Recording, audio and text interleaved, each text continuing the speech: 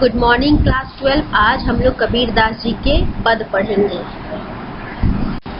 कबीरदास जी का जन्म 1955 ईस्वी में हुआ था।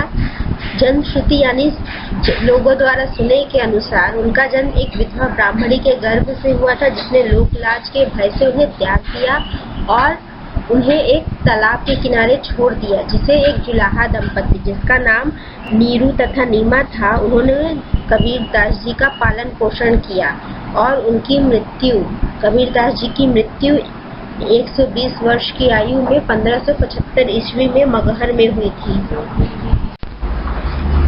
प्रस्तुत पद में कबीरदास जी कहते हैं, माया महा ठगनी हम जानी, त्रिगुण फांस लिए कर डोले, बोले माधुरी बानी, केशव के कवलावे बैठी, शिव के भवन भवानी, पंडा के मूरत हुई बैठी, तीरथऊ में पानी, जोगिन के जोगिन में बैठी, राजा के घर रानी, काहू के हीरावे बैठी, काहू के कौड़ी कानी, भक्ता की भक्तिन में बैठी, तुर्का के तुर्कानी, कहे कबीर सुनो भाई साधो, यह सब अकथ कहानी। यहाँ पे कबीरदास जी माया के ठगनी रूप का वर्णन करते हैं कि कैसे माया के कारण हम ठग लिए जाते हैं और ईश्वर की भक्ति के प्रति हमारा ध्यान ही नहीं आकृष्ट हो पाता है। वो यहाँ बोल रहे हैं कि माया बहुत ही ठगनी और मोहिनी होती है, वह सबको ठग लेती है और अपने त्रिगुण फांस यानी त्रिगुणात्मक फंदे के कारण वह हमें फांस लेती है और अपनी मधुर बोली यानी उसकी बोली इतनी मीठी होती है कि हमारा ध्यान आकृष्ट हो जाता है और हम उसके चंगुल में फंस जाते हैं। तो यह त्रिगुणात्मक फंदा क्या है? ये तीन चीज क्या है? तीन चीज है सत्व, रजस और मोह। सत्व है सुख रूप का घोतक और रजस है राग और द्वेष का घोतक और तमस है मोह रूप का घोतक। यानी हम जो कुछ भी कहते हैं अपने या अपने परिवार वालों की सुख सुविधा के लिए हम किसी भी हद तक जा सकते हैं और कुछ भी कर बैठते हैं। किसी के अच्छे बुरे का हमें ध्यान ही नहीं रहता है। अगर इसके लिए हमें किसी का फायदा भी उठाना पड़े तो हम वो भी उठाने में बाज नहीं आते हैं। और राग द्वेष यानी कि हम इसी दुश्मनी और दोस्ती के चंगुल में फंस के दुश्मनों को इतना ही ज्यादा उनके प्रति बुरी भावना ले आते हैं कि हम कभी कभी उनकी जान लेने को आतुर हो जाते हैं, जबकि हमें यह पता है कि जब तक यह शरीर है तब तक ही दुश्मनी है। आत्मा रूपी जीव का कोई ना दुश्मन होता है और ना ही कोई दोस्त। और तीसरा है मोह रूप। तो यह सब हम जो भी करते हैं यह सांसारिक मोह बंधन के माया में ही फंसकर करते हैं। ना यह मोह बंधन होता और ना ही हम फंसकर इन सांसारिक मोह बंधन में फंसे रह जाते हैं। तो यही है त्रिगुणात्मक फंदा।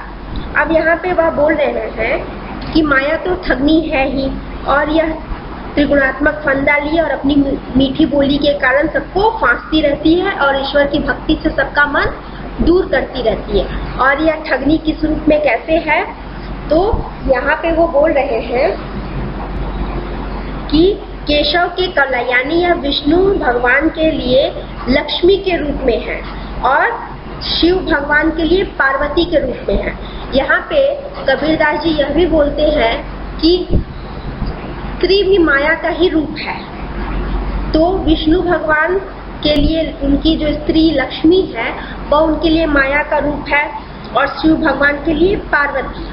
और पंडा के मूरत हुई बैठी, तीरथऊ में पानी। यहाँ पे बोल रहे हैं कि पंडा लोग जो पंडित लोग होते हैं उनके लिए माया का रूप क्या है? उनके लिए माया का रूप है तीर्थ स्थान में जो भी पानी होता है। क्योंकि हम सभी जानते हैं कि तीर्थ स्थान में पंडा लोग तो ईश्वर की भक्ति करते हैं, लेकिन वहाँ के जो उस मंदिर की जो मूर्ति होती है और किसी भी पवित्र तीर्थ स्थान में जो किसी भी नदी या कुंड का जल होता है उसका महत्व इतना ज्यादा हो जाता है कि उस मूर्ति के दर्शन और उस तीर्थ स्थान के जल के लिए लोग मारपीट तक उतर आते हैं, जबकि उन्हें ये नहीं पता कि मन में ही भगवान बसते हैं। और जोगी के जोगिन में बैठी, राजा के घर रानी। अब यहाँ पे वो बोल रहे हैं कि योगी और राजा दोनों भी माया के ही वश में हैं। तो योगी के लिए योगी और राजा के घर जो उसकी रानी है वह माया का रूप है। काहू के हीरा में बैठी काहू के कौड़ी कानी। अब यहाँ पे बोल रहे हैं कि जो धनी और संपन्न व्यक्ति है उनके लिए तो वहाँ संपत्ति के रूप में माया है, और जो गरीब है उनके लिए वह जो भी है वो अपनी जरूरतों को पूरा करने के लिए हमारी जो भी भावना होती है वह भी उनके लिए माया का रूप है। क्योंकि धनी व्यक्ति अपनी संपत्ति को नहीं छोड़ पाता और गरीब व्यक्ति अपने आने वाली जरूरतों के प्रति अपने मोह भंग को तोड़ नहीं पाता। भक्ता के भक्ति में बैठी तुर्का के तुर्कानी। अब यहाँ पे बोल रहे हैं कि जो साधु और ब्राह्मण भी है वह भी माया के वश में रहकर ब्रह्मचार में फंसे रहते हैं।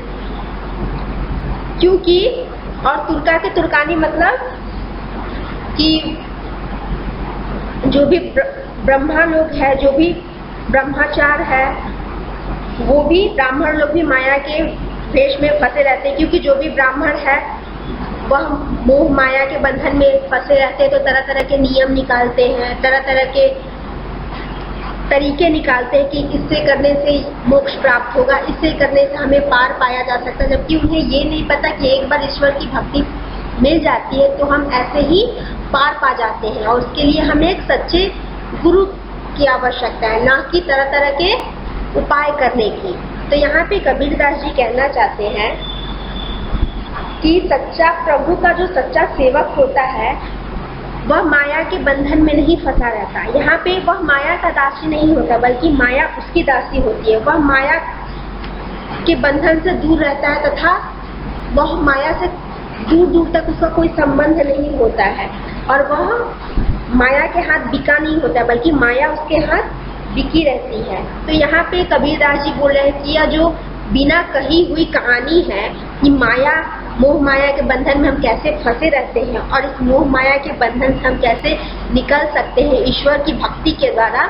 तो इस पूरे पद में कबीरदास जी यही बोलना चाहते हैं कि हमें जैसे भी वो माया के बंधन से दूर रह के सच्चे ईश्वर का सच्चा सेवक बन के ईश्वर की भक्ति करनी, जिससे कि माया हमारी ही दासी बन के रहे। अब आप लोग प्रस्तुत पद की व्याख्या करें तथा इस पंक्तियों में जो भी कठिन शब्द है उसे चुनकर उसका अर्थ लिखें। थैंक यू बच्चों। अब आप लोग मुझे अपना होमवर्क नीचे दिए गए ईमेल एड्रेस पे अगले दिन दोपहर 1:40 के अंदर सेंड करोगे।